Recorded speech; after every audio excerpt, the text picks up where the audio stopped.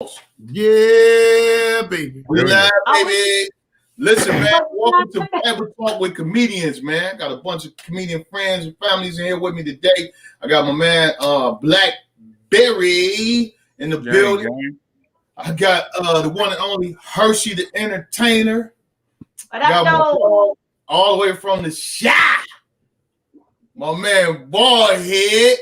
What up, y'all? What up? And I got my co-host back with me, man. He been gone for about 2 weeks now. Back with me, recovering off that COVID. Man, Jason Jamerson. Yo, what up, dude? Talk to us, man. How you feeling, man? How you feeling, bro? I'm feeling good, man. I'm feeling good. And I actually been recovered from the COVID. COVID just on his way out decided to leave some extra stuff. You know what I'm saying? Ain't want to just leave peacefully. So I ended up in the hospital for a week. And when I was in there, doctor told me it was crazy because the doctor told me like one thing when I first got in is, oh, you got kidney stones. So I went in. Only reason I went in because I had a real bad pain in my rib. They said, you got kidney stones. And then they said, you got gallstones. And they said, we got to take out your gallbladder. And then they finally did like a MRI. And they was like, no, it's none of that. You just got you got pneumonia, COVID caused pneumonia, and you got some blood clots in your lungs. So, yeah, now they got me on the same medication my daddy on. Man, when they gave me my medication, it was 11 pills of everything my great grandmother and great grandfather had, and I knew it because I used to have to go get it for them. Man, I hated that. They gave me all Melvin and Emma medicine. You talking about somebody pissed off? Oh, I'm so mad. My dad over here giving me tips on how to take it and stuff. Like, man, shut up. Put it in some applesauce. Right. You don't even got to eat a lot to take it. You ain't gonna mess with you like that. My tourists. You was in the hospital for how long, bro? I was in the hospital for 3 weeks, but I was down for really like 5 months. I was down for basically the whole pandemic when it first kicked off. Walmart changed their numbers, everything went down. But I was in there I was on oxygen for 2 months. I saw that. The crazy part about Baldhead, he was documenting the whole thing, and that was the craziest part. Yeah. And you know what? The thing of it was, with me not being able to breathe, and the doctor told me this when I was in there, he was like, you got a choice. You could either breathe or talk. So at one point when I was in the hospital, I just was writing stuff down. And when I came home, one of my buddies had shot me a thing for house party, the app house party. Because all my people was on there, close friends, and they wanted to see me. I used to only talk like a few minutes, and then I had to get up off of there, get back on the oxygen. And with that, my equilibrium was gone. I would stand up and damn near be finna fall, and then I really couldn't walk because you never know until you get really sick how important or how some things you neglect. Yeah. Equilibrium, walking. I was when I did get well and I had to go to Walmart, I was in them little scooters. You know what I'm saying? I was in them little scooters for a minute. But man, by the grace of God, me praying and me thinking while I was in that bed, one thing that COVID did do, it made you think. Yeah. And come up with not lose, man, no more. Your health is one thing. And I was like, I'm finna strengthen my immune system to the fullest. I got so many vitamins, man, that the nurse that used to come to the house, there was nothing. I was so sick. I had a nurse come out. Nurse told me, Miss Phillips, you can't take all this medicine at the same time. And the reason you can't take it is, it feel like you shitting out, or I don't know, you can't cuss on here, but a log is coming out your butt. A log. It's so hard. I got a scratch like Wolverine in the wall. Get it out. Hey, Mike. What up, though? You know what's interesting? As we talk about this COVID, I go to the verse 15 where it says, and you have the power to heal sickness and cast out devils. That is so real and accurate to what we're talking about, because You can either lay down and act sick and be sick, or you can cast out. You can, hey, be here. I got stuff to do. God has given you the power to do that. And a lot of people allow the devil to get in their head. You're not gonna feel better. I'm just gonna lay around. But you have the power to do that. Exactly. Matter of fact, I appreciate you bringing that point up. So today we are talking about Mark 3:14 through 15. Jason, you got that on you, man? You can read that, bro. Yes, just for people that may not have a Bible. Yeah, I like to read in the amplified version. Okay.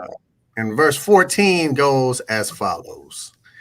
And he appointed 12 disciples so that they would be with him for instruction, and so that he could send them out to preach the gospel as apostles, that is, as his special messengers, personally chosen representatives, and to have authority and power to cast out demons. Woo! Woo! I need them type of friends. We are the type of friends. I ain't saying y'all ain't, but you know. I used to have. I just had a few of them locked up though. And they was disciples too. You said it was disciples too. Those who don't know, Ballhead is from Chicago. Those just tuning in. That's a play on words, people. You know. What does he mean they were disciples? Right. What does that mean to you, though, Jason? That episode, they're gonna be DMing Mike. That episode was a little touchy, Mike. You gotta do better. And the truth of it is, though, when he appointed all of those men, he really appointed some. That's why you see pastors with deacons. Yeah, deacons are really security for the pastor. Mm-hmm. They the men that they second the emotion of what he's saying. They go to the people individually, and they grab them up and be like, "Hey, man, listen here. This is what he's saying." Because if you got, I'm thinking this is my terminology. You have 12 people with you. You got 12 different. Like all of us got our own terminology of what we read, our own comprehension. Yeah. When you got 12 people that's out there spitting the word that you done spit, they could probably tell this individual where they could catch it up, that individual where they could catch it up and understand it. And if they don't, they're gonna all get it. So they're gonna follow. But then it's the force of this one dude got 12 people following what he's saying. He's reaching masses. He's interesting. Yeah. Yeah. And these ain't no weak dudes neither. You know what I'm saying? Right. Yeah. Yeah, get this though. They security spiritually too. Yep. They security spiritually too, because things that they can cancel some things that's going to attack the pastor, they're on their way to attack the pastor. They can cancel them before they even happen if they're covering their pastor properly. You know what I'm saying? That's the same with us. We covering each other, we praying for each other the way we should be praying for each other. You know what I'm saying? We can cancel things before they even get to us. Go ahead. I have my man Ballhead. Boy, hey, I don't know if you know, bro, but every night, dude, pretty much while you was in that, boy, man, I wake up, go to your page, what I'm saying? Check on, what I'm saying, and inbox you, hey, bro, you good? You know what I'm saying? And you might respond 2 or 3 days later, but it was just good. You'd be waiting to see that text come through. I'm good, bro. Oh, that's thank you, God, man. You know what I'm saying? That's because we, like us three, it was crazy. And everybody know. Anybody know about me in Detroit? I was in Minnesota doing wrong in Minnesota, got locked up, got family. But Detroit, I'm the only comedian that probably can get on stage in Detroit and call it raggedy and junky, and they don't say nothing to me. Because I'm speaking of these places that I know individually before things even got built back up. Yeah. So the individuals, and this is gonna sound funny, but I'm gonna say it before I say it. No homo. Me and Mike and Blackberry done slept together in so many places. You know what I'm saying? And I've been. Let me tell you something. I got a quilt right now that Mike gave me. I got a quilt. That's a cold quilt, Michael. Let me get that quilt. I'm just don't take it, man. I still got that quilt right now to this day. That's crazy. So you got to think about that bond that we got. Yeah, I got to check on my man. You know what I'm saying? Sometimes I be less than a person to think that y'all would, even though we don't talk all the time. I'm already knowing. It's like I hit Blackberry, he hit me a couple of days later. Man, what up, dog? Or he hit me right back. Mm-hmm. So when they say when you get sick, you find out who's really down for you. Yeah. Find out with the quickness. Right now, people know that I went through it, and they know when I was laying up in that bed, I was studying, I was reading. So when somebody gets sick now, I'll be like the first person they call. And I had to tell people, man, I'm not no doctor, but they was like, but you survived it. Mm-hmm. Like, you know what, Ballhead? It might not even necessarily be about that. It's so funny when I listen to this scripture and Jason just read it. I don't know, the Spirit probably put it on me. We are chosen too, as comedians. We chosen. We are ministers of laughter. You know what I'm saying? What we do is not for everybody. Everybody can't do it. That's and laughter is healing. So we have the power to heal. We have the power to cast out all of that. So people coming to you because you are a disciple. You've been through something.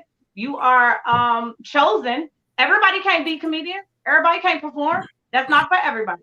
So you are chosen. So what you went through, that's why people are coming to you, because you are chosen, and they trust you. They trust your opinion. They trust you. So it's like what y'all said earlier too about, you know, God and the disciples. Like it goes no different with comedians. We pick the right people to open up for us. When you throw a show, you know who to put on the show. You know what I'm saying? A comedian come right backstage and be like, "Oh, they ready." You get what I'm saying?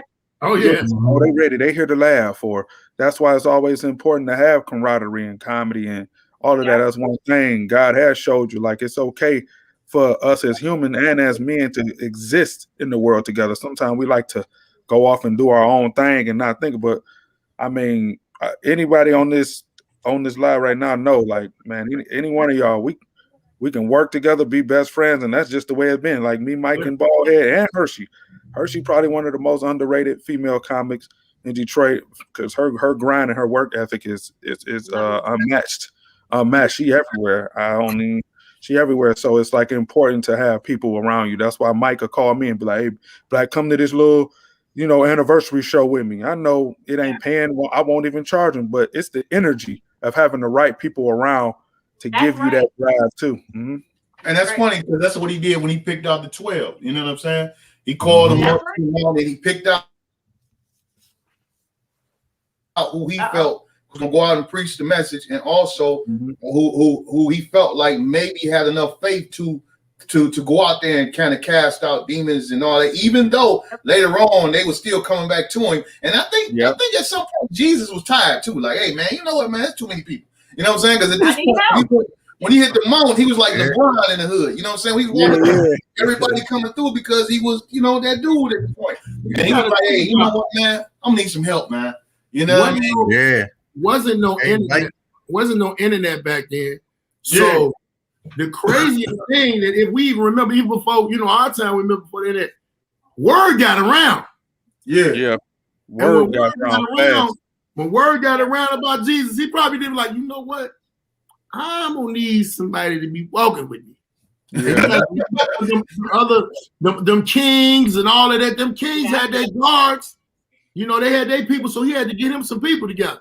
And then a lot of people didn't like him. Then a lot of people didn't like him. Wherever he went, they didn't like him in that land. The people liked him, but the people had that power because they couldn't understand why was he. You know what you know what people did like him, and the people that didn't like him, the people that didn't have no money liked him because he came through with something different. Right. The people that had money, that's just like that. Somebody got money, they don't want to listen to you, man. Who is you? You ain't got no money. Money don't make people. People need to understand that situation. That man had some sandals and the strength to keep walking and talking. Yeah. That's right. That's a strong thing. Where's he coming from? You have to have the spirit of discernment too. God chose wisely. You can't just have everybody walking with you and following you. Everybody ain't meant to go with you. You know what I'm saying? So the spirit true. of discernment is so serious because what happens is while you're on your path and on your journey, you could pick the wrong person and it could totally throw you off of the path that God had you on. You know what I'm saying? So he knew how to pick, and then he knew when somebody wasn't right. So Yeah, he picked people who he knew wasn't right. You know, he picked Judas knowing he was going to betray him. Yeah. Yeah. You know, everybody play a role in the ultimate. He told him what he was going to do. He told him what he was going to do before he did it. That's heavy. So, everybody, as long as everybody play a part in the big plan, you know, without Judas, he wouldn't have died. You know what I'm saying? Well, I'm sure he would have found some other way, but it made the whole plan happen. You know what I'm saying? So, but yeah, no, but to a point you was making, Mike. I know you was kind of joking. You said you thought Jesus was tired. The funny thing is, if you look up in that chapter up to verse 9, it actually says he told his disciples to have a small boat stand ready for him because of the many people, so that they would not crowd him. So he was tired of being around people. He wanted to sit on the boat and wait for everybody. When it Peter boat, who boat was that? He wanted to be. It don't say. It's just one of them chapters. It's gotta say it in your amplified version. No, not this. This one don't say. Hey, I know it's his version, man. He got his granddaddy Bible, man. That's true. That's true. It's called Saint Mark. It's his granddaddy Bible. He done scratched out because it got Saint Luke, it got Saint Luke, it got Saint John. This is this is my great grandpa. Oh, that boy a papyrus plant. I'm real careful with these pages. Oh wow! Because what I know from being in jail, people do dirty stuff with the Bible. They get weed and they'll smoke with the Bible pages.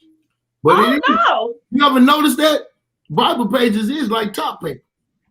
I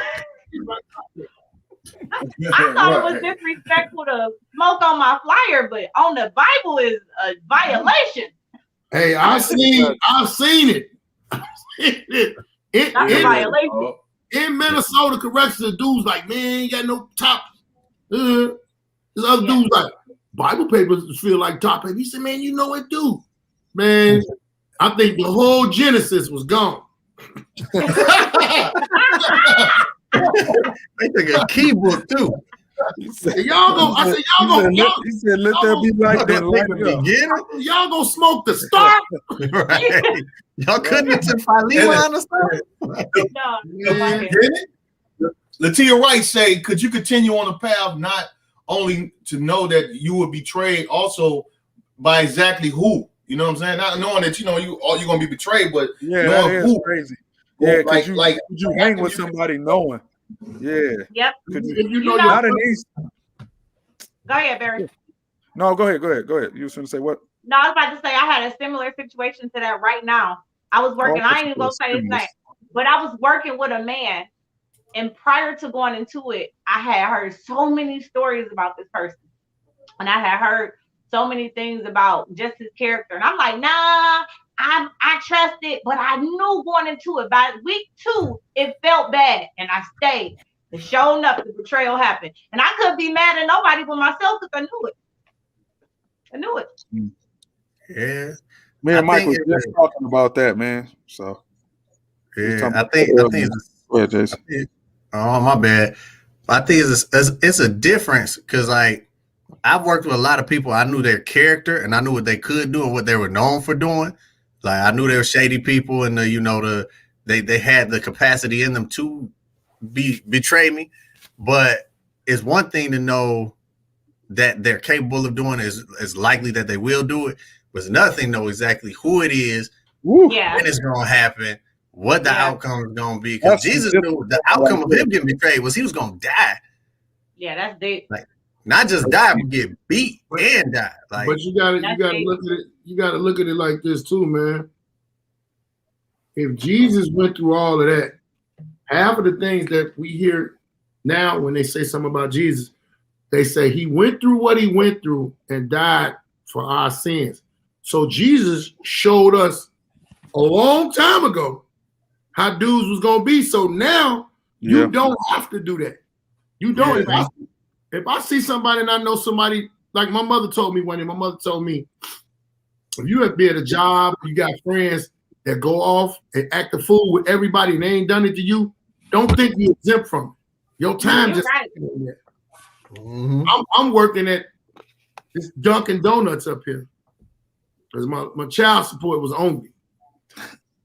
So I'm working at Dunkin' Donuts and I see this lady, she done went off on everybody. All the people and everything that worked there. She's a manager, black lady. I done made some sandwiches and one of the sandwiches was wrong. She went ham. I didn't realize that she was even talking to me and she had no idea of who I really was. So when I realized she was talking to me, I said, who the you talking to? And the whole place was quiet because they never seen me go off. Y'all know I love coffee. I'm working in Dunkin' Donuts. I said, man, in Dunkin' Donuts, I'm supposed to be happy. Man, I went off on the lady so bad. And I told her, I said, I knew this was coming. So I'm giving you right now, to be peaceful, I'm giving you my 2-hour notice. Because I'm not. 2 hours. I'm not going to come back for no 2 weeks. Then come find out, I went back there to get some coffee one day, like 2 years later. She was fired for stealing. Wow. I can't see her now. So God said he'll make your enemies your footstool. That's what it say. That's what it say. The word do say that. The word say that, and vengeance is his. But man, you roll with a dude you know gonna trade. I remember my grandmother told me a long time ago. I was like, I think I told her like to the point where like it was some people I just didn't trust, and she was like, no, trust them. She said, trust a liar to be a liar, trust a thief to be a thief. Yeah. She was like, you can't, you know, they gonna be who they are. You know what I'm saying? And this is where I have a hard time. I mean, so much sense. I believe that I try to find the good in everybody, and I believe that everybody can fix it. You know, so this is why I have the hardest time and I hurt the most because I'm always forgiving. Oh no, they did that before, but maybe they're better and they're not, and it makes me sad. Well, the thing is about our generation is the gift and the curse about knowing everything. The Bible gives you so much. Now it's like people can manipulate the system. And that's the bad thing. It used to be so obvious back then. They either killed you, hung you, whatever they did, and you didn't even know it was coming. But now it's so many examples of how people did Jesus. It's now people can hold you back in simple ways. I mean, I remember Mike telling me stories about, or we would exchange stories, even Baldhead.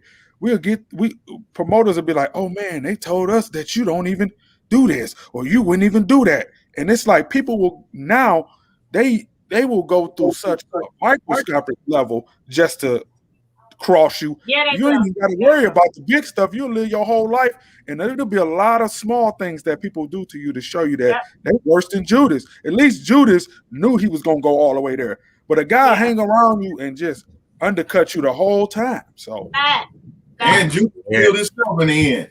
He couldn't live. Right now today, somebody cross you. You either gonna get called 2 things: Judas or a snitch. Yeah, real talk. Yeah. To your right. Bible, instructions before leaving Earth. I remember I heard that one time. I like that. Yeah, I like that. I remember I like that. Was little. Man, can I tell y'all real quick how even when you in like a horrible situation, God will put people in there to make sure you all right. Because when I was in the hospital, like I said, I was in there for 5 days. I was supposed to get an MRI. It took forever to do my MRI, right? So I'm sitting here.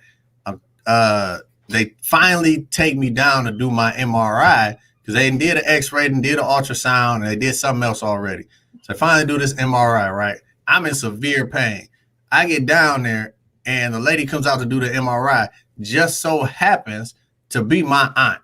Had no idea she even worked there, right? Oh my God. Had no idea she worked there. Covered, anointed, double anointed. Man, it was at 4 a.m. I didn't know what shift she worked or anything like that, right? So, she gets me together, make sure I get my MRI done. She take me back up to my room. And then my actual doctor that I had, not the emergency doctor, she come in and she started giving me the rundown of everything that's going on and whatnot. I'm like, why does this lady look familiar? And so I'm looking at her, and afterwards I'm like, did you used to work out at LA Fitness? She was like, yeah. I was like, did you used to have a trainer named Evan? She was, yeah. I was like, I signed you up for personal training at LA Fitness 3 years ago. Oh. She was like, oh, now we really got to figure out what's going on. Why are you here? Wow. She talking about some now we really got to figure out. So I felt bad for everybody else on that floor who didn't know it. But Man, that is No, that's crazy. called 'Cause favor. That's called favor, bro. Same thing happened with me and my baby mama and her sister. We went out to Outback Steakhouse, right? No, go ahead. No, go ahead, Ballhead. You was finna say something. Hey, the thing about say God, he would have a ram in the bush. Like, I guess that would be like your ram in the bush, bro. Yeah, for Yeah. sure. Yeah. Yeah, My doctor, my doctor came back in my room like the third or fourth day saying, so I hear you're a comedian. wow. Yeah. He was like, what's your name? And then he went and he was gone for a day or two and came back and was like, I got to make sure you all right, man, because I ain't finna be like Michael Jackson, doctor. I'm like, but then I had that was the lung doctor, and he said he was not going to put me on a ventilator. He put me on oxygen and worked the oxygen levels. The other doctor, some people don't have no sensitivity. He came in and said, you are positive for COVID-19. I hear you're from Chicago. I'm like, yeah. Did you know they're making a documentary on Michael Jordan? Man, if you don't get out my room, you just told me I got a death sentence, and you come talking about Michael Jordan. Man, I'll kill you, man. I hate it when people came in doing that. They transported me to the different tests. But oh man, I love your hair. I'm like, I don't, man, you don't shut up. I'm in pain. Man, tuck it in my little bonnet, man. Get out my face. Where was your fear level? Now, because if you look at, like we was talking about Mark 3, 14, 15, and 15, it was talking about casting out sickness. Like, was that something that you was practicing, man? Was you casting out your own sicknesses? Like, who was praying for themselves, like, and really believing? You know what I mean? Like, how did you? I was praying. I every time I pray, I hear my great grandmother praying. You know what I'm saying? When I was a kid, my grandmother and grandfather had this thing where at night they would get on either side of the bed and they would pray together. And my great grandmother used to make me come in there. Only other time that got me through the penitentiary when I was in a hole. I used to get out on my knees, and at that time my great grandmother was living. Yeah, I wrote her a letter, and I told her, I'm going to pray at our regular time, but I'm in Minnesota and it might be a different time. So when you praying there, I'm praying here. So in my mind, it was hard for me to get out of bed, but I got down on my knees and I prayed, man. I was like, the funniest part, but it wasn't funny, but it was real, was I never wanted to die and nobody walked past my casket and say, man, all that stuff he went through, he died from a super cold. He didn't get shot. I was like, to me, it felt like that would have been the weakest thing.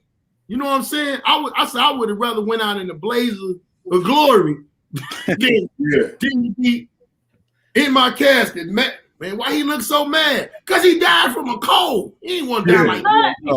I had that conversation with my brother. My brother survived 10.5 years in prison, gangs, all kind of stuff. Real big guy. He ended up with West Nile. So he ended up losing all his weight. He was in the hospital, and I went to his bedside. I was like, you gonna let a mosquito take you out? You survived Detroit and gangs and prison. You gonna let a mosquito take you out? I know you ain't gonna be no punk. Man. That was the pep talk. Man, that's, you know what? I think it's like, for me, I always, since I just had a rough life from the jump, I never had a chance from the jump. So to be where I'm at it's got to be a God. And I think that people underestimate, like when I lost my mom at 11 and then I was adopted and the adoption just was bad. The moment you lose somebody like that, you have to believe that it's God. See, I don't have to go around like carrying a Bible. I have to believe that it's a God, because how else would I at 11 processing that already? Like, so my whole life, I really just been walking with my eyes closed. Mike will tell you, I've never challenged nothing in my life. Everything, every piece of success, every person that I met, I know is a God. Because never whined about nothing. Never whined about nothing. Never. Bro, I done slept on floors, couches. I went to Chicago. Nobody knew me. Nobody cared to know me. One of the toughest cities. And I went there, caught every bus, caught every train, and made genuine friends.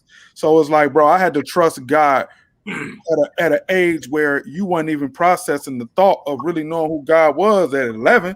And then you losing your mom. So from when I caught COVID, I was like, well, I should be straight. I know he ain't going to do all of this. And then at the end of the day, like, just be like, you know what? Like, no. So I like, in my mind, God is such second nature. Like I had a strong beef with religion and God as well at first, because you just didn't understand, like, why was it happening to you? Because it was happening so fast, like mom passing, being adopted, nobody cared, being homeless, just figuring your way out. So you like, all right, come on now, give me a break. But then once I realized, Mike mainly and Ballhead and named Freeman Brown, if it weren't for those spiritual people, Mike really kept me in the God pocket, because I used to call him and be like, no, bro, it can't be, bro. It can't be, bro. I was really on that tip because nobody could tell me different. Like, because it was my experiences. I had such a hard time believing in religion, and Mike would stay on me. Well, if it ain't that, then black, then how do you answer this? How do you answer this? And then when he told me his mom passed, and then the way he turned out and everything that happened for him, and then I knew right then, like, man. So that's just how I believe. Like, whatever it is, when I walk out that door, I don't have a thought in my head, because I feel like I already know he already just laying down the footsteps. I'm just walking. But you know what that's called? What you're doing is you're walking, you're having what he called a mustard seed of faith, even, or more. You know what I'm saying? You're working a spirit of faith by saying that I'm not worried. You know what I'm saying? I know God got me, man, and you trust in that. So not the Gemini way, but the real. I said not the Gemini way. God got me. Hey, man, you talking about sleeping. He talking about sleeping. He slept. He ever tell you, Mike?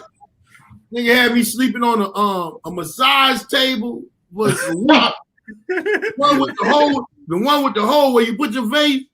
I had to sleep like that. I had to sleep like that in Blackberry House, man. I was so At least you had somewhere to lay. See, hey, you gotta be grateful over the little things. Listen, I was grateful because let me tell you something. I was there for a week. His brother, hey man, his brother was the cookingest person I ever met in my life. It was like he was fresh out of culinary school. And everything he made was off the chain. I'm not gonna lie. But he would make stuff from scratch. He'd come out, hey man, I'm about to make some toast points. You want some toast points? What is toast points? The point of the toast. I'm gonna make. I say, hey man. He come in there with them toast points in there. I'll be like, man, this ain't nothing but some toast. This is good. What did you do to this toast? Hey, when I tell you, I still to this day, like going out of town, I have fun with Mike. And I had fun with Blackberry. I'm talking about nothing but laughs. I remember Mike had a crib, and I'm a bit of an asshole. So I can say that because ass is in the Bible. But I got insomnia, so I be up a lot. They doze off. I'm taking I took pictures of 52 people in Detroit this whole 1 week. Man, bro. And posted everybody. That's when they came out. I don't know if I came out with it, but somebody came out with that lacking. They was lacking. Yeah. I couldn't go back to Detroit with them without them having a hit on me. But to really talk about Blackberry, when I found out the things that he went through, and then really trying to gauge how he was, I was like, man, I'd be crazy. Like I done went through some stuff for putting myself through stuff being in the street. His things was was put upon him. And I'm like, really? This dude don't seem like none of that happened. Yeah. Real talk, and that can be challenging as far as believing, man. When you dealt those kind of things, and I think we all kind of done fumbled with a spirit of doubt, man. Like my father just like sometimes you go through a few things, man, and it just you like, dang, man, for real. Like, and then but I don't know, man. I don't know if it's from growing up and seeing a bunch of stuff and knowing that somebody always got it worse, you know what I'm saying? So it gives you a sense of gratefulness. Like, I lost my dad and my mom, right? But I know a dude who lost his whole family. Like, what I'm saying? Like Blackberry's story of being, adopted, man. Like, dude, like adoption. You don't even hear that word no more, adopted. You know what I'm saying? Like, So or ball head situation, man, with gangs and all like living in that world, man. A Hershey thing, man, Jason thing. Like I think I know everybody got a story, man, but it's important for us. I guess for me, my belief comes from what else am I gonna do? Right. Like what else am I gonna do, man? Like without believing in that. I just felt so lost, like kind of like floating in space, man. It grounded me, you know what I'm saying? And some people ain't gonna believe, some people gonna like, oh, man, that ain't that. But for me, it worked for me, man. You know what I'm saying? Like this is, like this is. I know what would get me through. Like we go back to the Matthew 3:15, man. Like when Boyhead was used out sick, Jason was sick, man. Like I'm praying and I'm saying, hey God, like you saying that you gave us this power. Before you left, like this, the power you gave me, the power to cast out demons, the power to heal sicknesses, like the same power you gave the disciples, you gave us. So I'm praying for my boy, Lord. I need you to show up and show out. You know what I'm saying? Yeah. Help my faith, help my mustard seed grow. You know what I'm saying? Help me to see your powers and glorify you and let it be for your name. Go ahead, Hurts. My bad. Go ahead. No, you good. Here's a key point that we have to mention to the masses because growing up religious, we are told certain things that I don't necessarily agree with. Like I was told that you're not supposed to question God. I don't agree with that. So sometimes when you are doubtful, it's okay to question and ask God questions. But we're like, oh, like my parents is like, oh, just don't question and believe it. No, I need to know why this is happening. I need to know why this has happened to me when I was but he'll show you. He'll show you. I trust he will. But you guys, even if I question it, he'll show me. But we are taught that we're not supposed to question, and I don't agree with that. It's okay to question. I think that became a big factor after God stopped talking to us. That might be the reason God stopped talking to us. So many things started happening.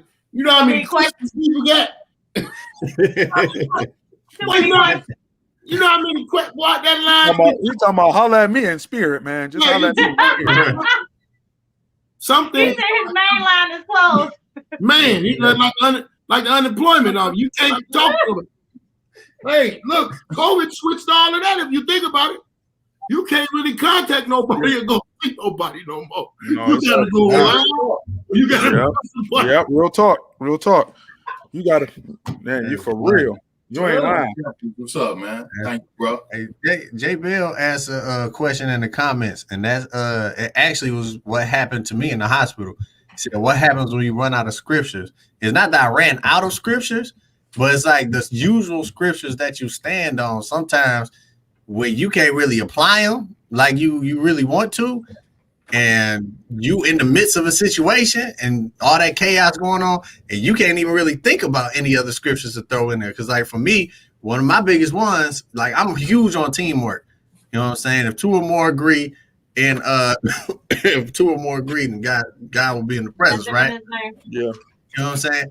But one, I was in so much pain, I couldn't even talk on the phone. I couldn't talk on the phone. Like Mike was calling me and he thought I was playing around. I'm like, dude, it hurts to talk. Like I could not talk. And then on top of it, I couldn't get no visitors. So I'm in there alone. So I'm like, who's the other one who's going to sit here and believe with me? Especially when I don't even know what's going on 100% because the doctors ain't told me nothing. You know what I'm saying? So for me, I know there's a question Mike had asked earlier. I didn't get to answer it, but for me, I wasn't scared as much as I was frustrated because I'm not a doctor person in the first place. I hate going to the hospital. I go to the emergency room if I absolutely have to. And the fact that I went then, that was because I was having the worst pain of my life. Like I was in the waiting room. When I got there, they said it's going to be like a couple hours. Turned into 4 hours. So I'm sitting in the waiting room for 4 hours. And when I tell you that was the most unashamed to be a Christian I've ever been in my life, because I was in there almost on the floor like, Jesus, please call somebody back here to come take me to the emergency room. Like I was tired of being in that waiting room. So I'm sitting there and they finally take me back. And all they had, excuse me, all they had for me was a bed in the hallway because they ain't had no rooms available. So I'm laying in the bed in the hallway and they still don't know what's going on. They just talking about we think it may be gallstones. I'm like, I just know it hurts. And so now I'm sitting here like, Lord, I know you're a healer. That's what I was standing on. You're a healer. But I'm sitting here like, I need to know what it is exactly I need to be praying against. That's the main reason I go to the doctor. So it's like, I know I'm in pain or I know whatever, like, oh yeah, shortness of breath, but what is it? So I can call that out by name and cast that out. You know what I'm saying? That's the main reason I go to the doctor. And the fact they wasn't giving me nothing and I couldn't talk to nobody and had no visitors, I was lost for a second.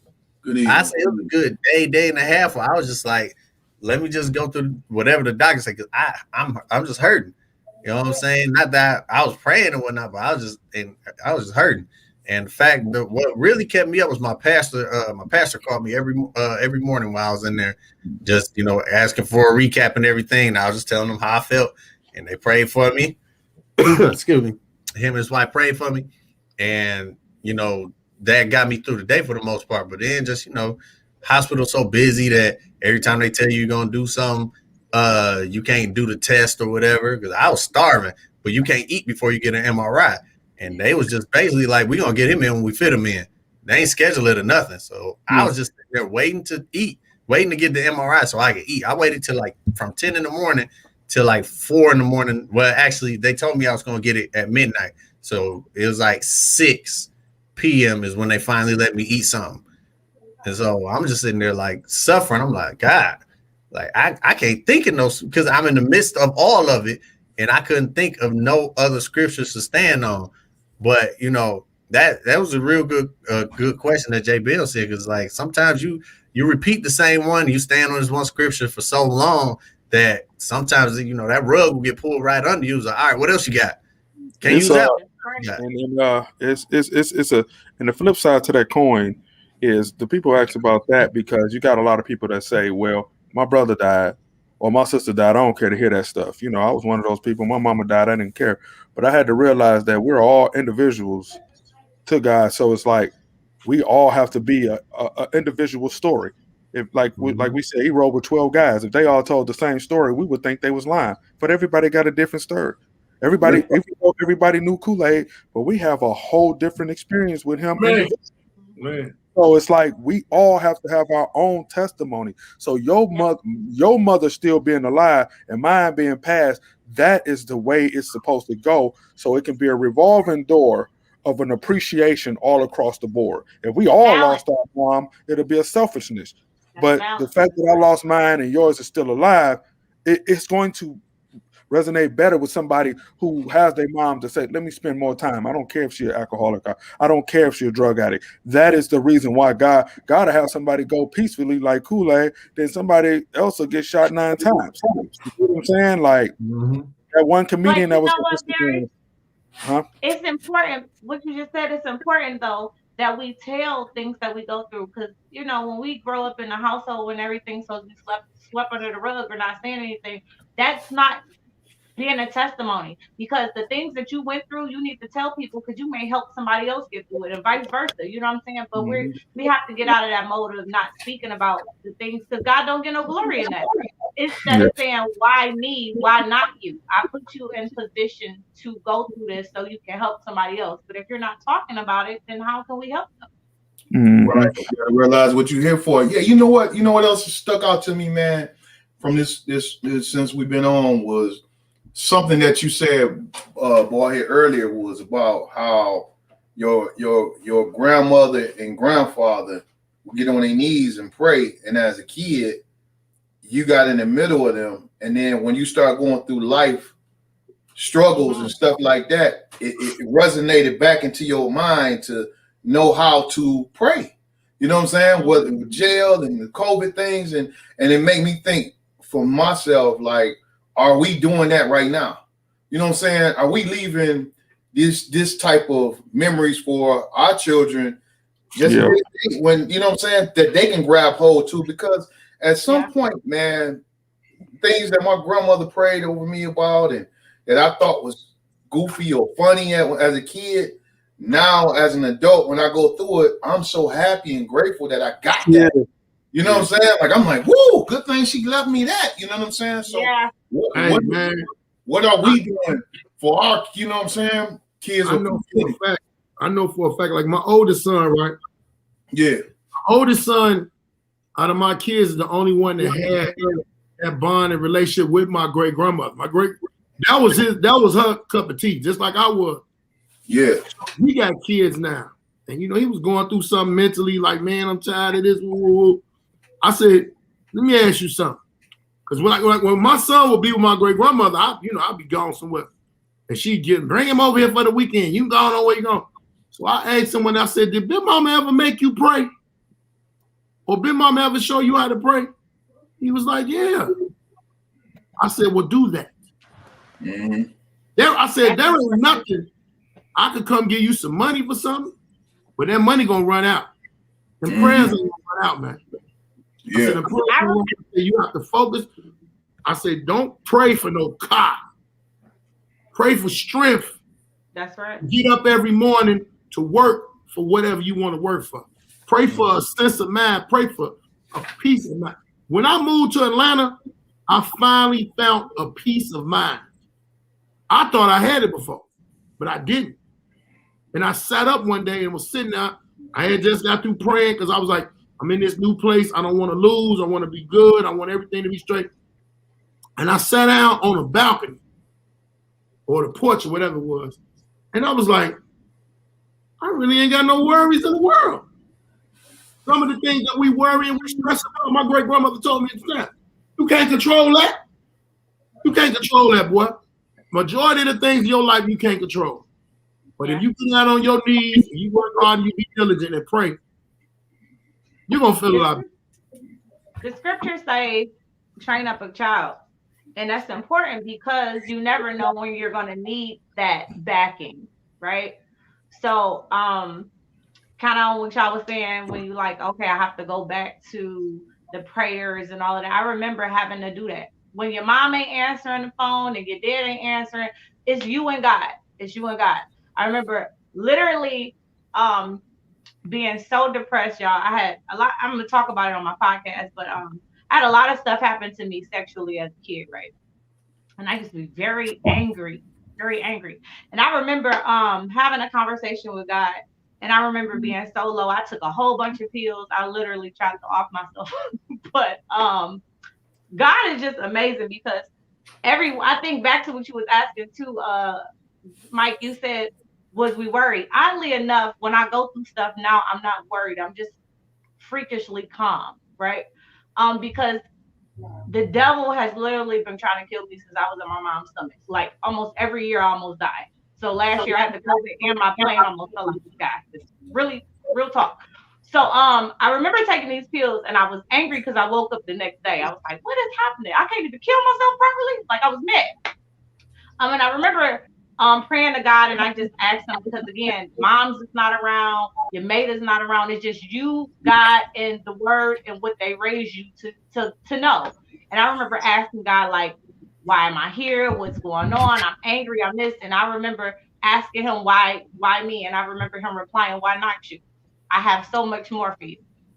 And in that moment, I realized that I was frustrated going to church 3 or 4 times a week, but I needed it as an adult. I didn't know I needed it as an adult because that was what I had to, that's the only thing I could go back to. And it's so important to, like you said, what are you leaving your kids? Are you training them up? Even if they're not in church, are you praying with them at night? Are you sitting down at the table saying grace with them? That stuff is still very important, because that's going to be the reference point as they get older to how to be okay. So. Real talk, man. I remember, I know something my father left with me was because at 21, 22, 23, all that, I was kind of like, if it take a minute, it take a second to get me there. If I get there, like as far as being hot-headed, I was hot-headed. You know what I'm saying? And I remember I did some crazy stuff, man. And somebody came back and told my old dude, my father, like, hey, you know, Larry did such, and you know, and when he came and talked, he was like, hey, man, let me ask you this: do you think before you do stuff? Like, do you think like when you do this, then this gonna happen, and then this? Like, think for 3 or 4 steps ahead, man. Quit just doing stuff. Think about what's the outcome before you do whatever you do. You know what I'm saying? Mm-hmm. And I ain't gonna lie, man. That right there helped me for the rest of my life. It really changed my life in a sense. You know what I'm saying? Mm-hmm. Because it made me start thinking, okay, if I do this, then you know what I'm saying? What if dude got a good? Yeah, what if I get shot? What if I go to jail? What if I offer emotions or me acting out? You know what I'm saying? Or trying to prove a point, you know? And then when I brought prayer in with it, it just took me to another level, man. I don't even got road rage no more like I used to, man. You know what I'm saying? Oh, that's a blessing. I ain't there yet, bro. I ain't there yet. Yeah, I could have. After I seen the road rage up here, All-Star Weekend in Atlanta, I'm Ubering. Yeah. Let me tell y'all something, man. It was so funny, but it was so wrong. Yeah. I'm behind somebody, and there was a dude on side of me. So there's a lady on side of me. And I looked and she got a dog hanging out the window, one of them little bitty dogs. She swooped in front of me and swooped in front of the other dude. My man in the Charger.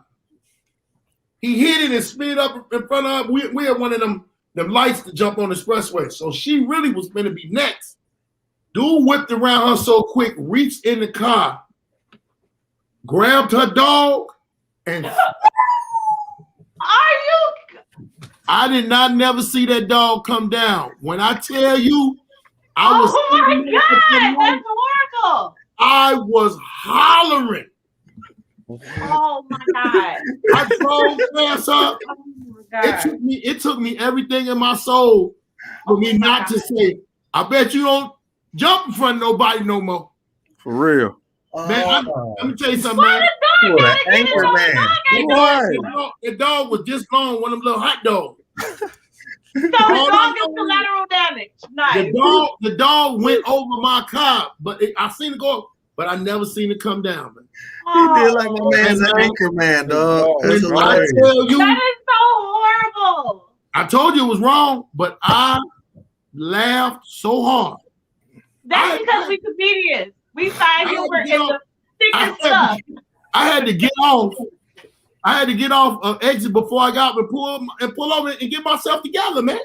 Because I The dog didn't even do nothing, right? Hey, the dog was with the wrong person. That's what the dog was doing. The dog was DWD, driving wild dog. Like, Hey, man. That's funny. Hey, listen, man. Hey, I appreciate everybody coming on, man, today, man. We had a wonderful time, man.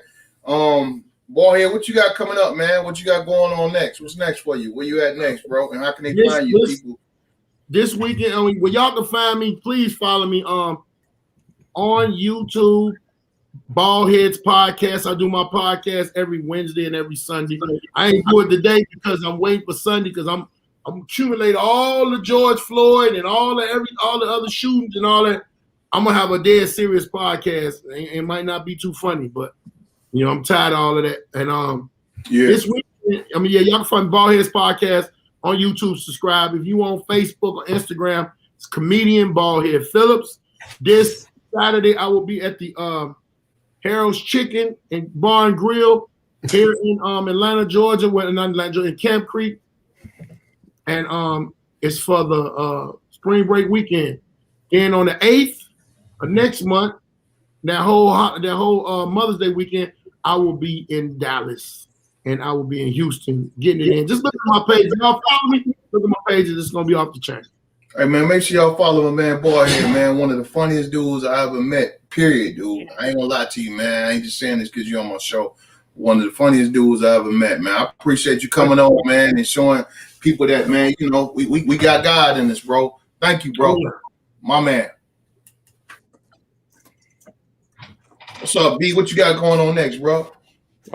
Man, actually, well, just meeting with Kevin Hart Heartbeat, so that went through. So we finna put a big play finna go down. That's cool. And then next month I got that April show, Mother Day show. And other than that, man, chilling, playing the game. Hit me on Instagram, same name, Comedian B Berry. Same name for PlayStation 4 and PlayStation 5. If you want to run some 2K or Madden. I'm just a chill dude, man. You know, COVID has really made me appreciate just chilling and having my own me time, because the world make you think that you broke or you're not doing nothing if you're not appreciating yourself.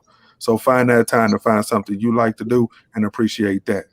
You know, hey, real talk, man. And I want to let the viewers know, man, that Blackberry was one of the is the dude who introduced me to comedy, man. Dude stayed and we worked together at Home Depot, man. He stayed in touch with me. He ended up getting fired for cutting somebody's hair in the bathroom.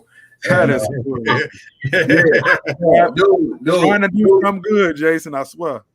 Yeah. And what's crazy is, man, when I met him, he was working with Tony Roney Comic Vibe, and he was selling tickets inside the Home Depot, and people brought him to me because I was funny at Home Depot. He come from another Home Depot, and he was funny at his Home Depot. So people was like, "Man, y'all need to meet, man." And he was telling him, like, "Man, hook him up, man. Put him on stage, bro. He funny." And me and him met, man. But long story short, he got fired, and he stayed in touch with me for about 3 years, dude. This back when there wasn't no cell phone, with his house phones. He kept my house number. He would call me every blue moon, like, "Man, you ready, man? You ready?" I'm like, "Nah, I ain't ready." Then one day he called me. I had just got fired from Home Depot too, and I went up at Mandy's, man, and I've been doing comedy ever since. Though, brother, I'm telling you this on my live in front of everybody, man. I appreciate you, dog. I'm glad you did that for me, man. You know, I appreciate it. Way to take it serious. Black got ancient history too, though. We Black. Yeah. Purple Kingpin say you know him too, man. You went to Persian. No. Who said that? Oh no. He said Me you've and been Black used doing to it since host a Persian. radio show together. Like, Yeah, man. what, Just don't 8 years ago? Just don't kick me out, Mike, man. I don't know that dude, man. Kick me out right now, man. What was it, Black? Like 8 years ago? What? What's that? Our radio show we had together. Yeah, everything I did, and then people don't know that. Everything I ever did, I always included Hershey. Anything. Let me tell you something. Black was probably one of the first guys that put me on, and I didn't even have to sleep with him. So for that alone, I respect him. Never came at a sideways. Yeah. Never came at a Black guy. sideways. History is. Hey, great dude, man. Make sure y'all follow Gary, man. I appreciate you, Black man. I'll talk to you. No problem, man. All right. You, Black. Nice to meet you, Jason. Love you guys. All right. Man. Be easy, man. All right. Yes, sir. Hershey, what's happening, man? What you got going on next, Hershey? The entertainment. I got so much going on. As you can see, tomorrow starts my podcast. It's called Hershey Dishes. It'll be live on Instagram at Hersh Does It All. We're gonna be talking about the real topics. We're gonna be dishing on like things of the community, things we need to talk about, and then we're gonna also, have some fun over here too. So that starts tomorrow. Friday, I'm in Detroit at Club Echelon. I'm gonna close that boy out. So y'all make sure y'all come see me. I'm only in town for one night. Come back home. And then I guess you could be the first. Y'all could be the first to know. I just got offered a role on I Elevate TV Plus. So okay. I'll be doing some reoccurring stuff there. And I got a reality show that I'm about to do as well. That's what's up. Oh, and of course, support to be supported, I was wearing my shirt earlier, but I took a shower and I had to change it. You just took a picture, bro. I took like 15 pictures in that shirt. They gonna think that's the only shirt I got. And I gotta make sure I get with you too after this Hershey and go ahead and grind one of them things, man, and take a picture of with it too, man. She got a brand called Support to be Supported, and that's really dope, and that's what it's about. So Hershey, I really appreciate you coming on board, man. With no question, I asked you to come. You was like, yeah, I do it, bro. You know what I'm saying? Just let me know. So I thank you for that, man. And y'all follow Hershey. Huh? I was just telling them, make sure they follow you. At Hirsch Does It All, every platform, HERSH does it all, every platform, Facebook, Instagram, Twitter, and I have a website, HirschDoesItAll.com. Thank you for having me, bro. It's a pleasure as always. I love y'all. Love you too, girl. All right. Jason Jameson, my man, Mike back Leary, in the game, man. It's good to see you back, bro. Good to be back, man. I wasn't worried, man. You know what I'm saying? I know you was in there praying. I know that, your prayers are heard because you believe in, man. So, and the same here on my end, man, my wife and everybody, we praying for you, bro. And I knew that, God would see you through. I'm thankful. You know what I'm saying? We don't take them for granted, man. But glad you're back in the game, man. Glad you're back. Man, I appreciate it. I really appreciate it, man. It's like, it's people who say they praying for you or whatnot. But then it's like, it's people who like they so engaged after they say that that they praying for you. You was one of them people, man. So I really appreciate that. You really like you wasn't one of them that I just like, I'll be praying for you and just kept it pushing. Like I actually felt like you was praying multiple times a day for me to get bro, to the point, I was like, man, I was like, hey, I'm about to see. I'm like, nah, I'll wait. And I finally seen you one like, hey, bro, you all right, man? Praying for you, dog. And then about a couple of hours later, like, hey, let me tell you. I'm like, I ain't want to just keep blowing you up. Like, dude ain't trying to see all that, man. But I'm glad you're back and glad God, bringing you help, man. We still praying for full health, 100% recovery, and trusting God with that, bro.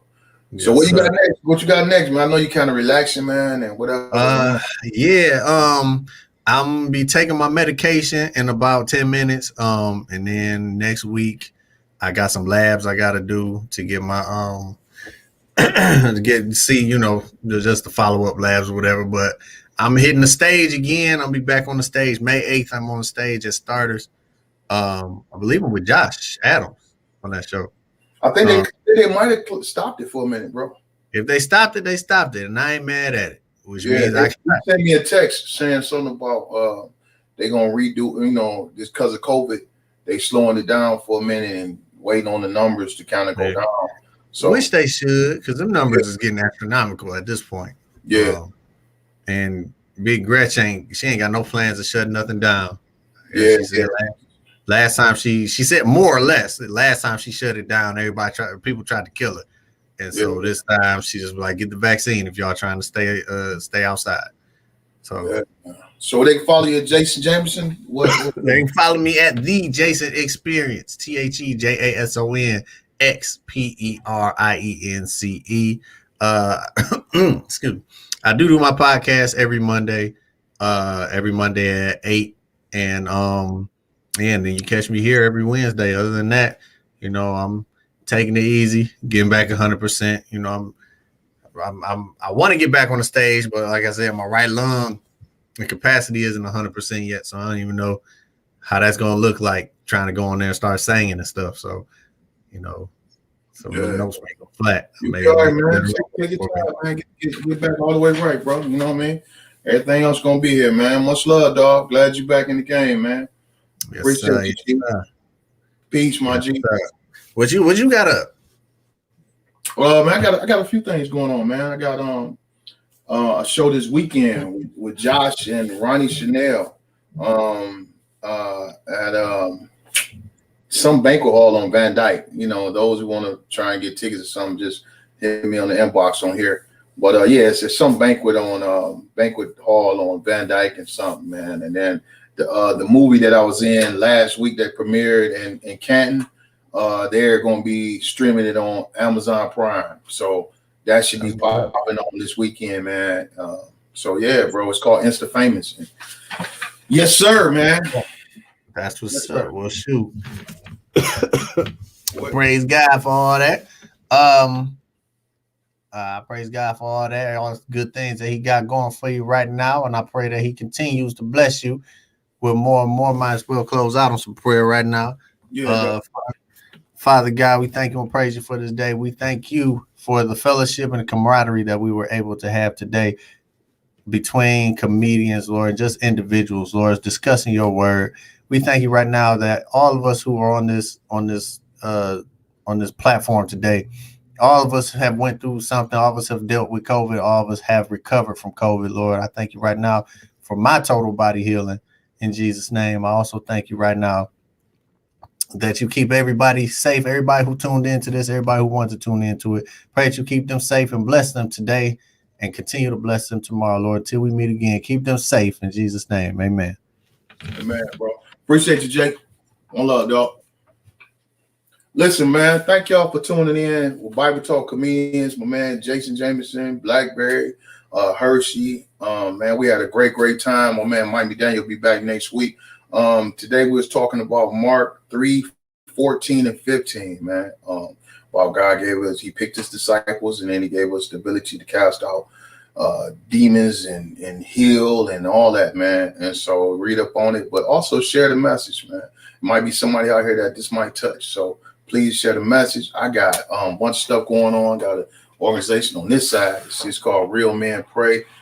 And I got some t-shirts. Also got the 100% Real Fathers t-shirts. I go this way like this.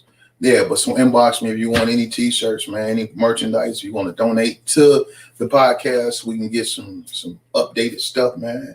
The Cash App is $ laugh and shout, $ laugh and shout. But I appreciate everybody tuned in. Clarice Jordan, my man Mike Raw Voices, Verbal Kingpin, Detroit Wolf, Stelina, man, Lisa, Thomas Ward, man, it's a bunch of folks, man.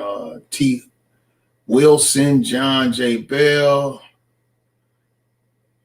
Miss Wright, man, there's a few folks. My man Carlos McDaniel.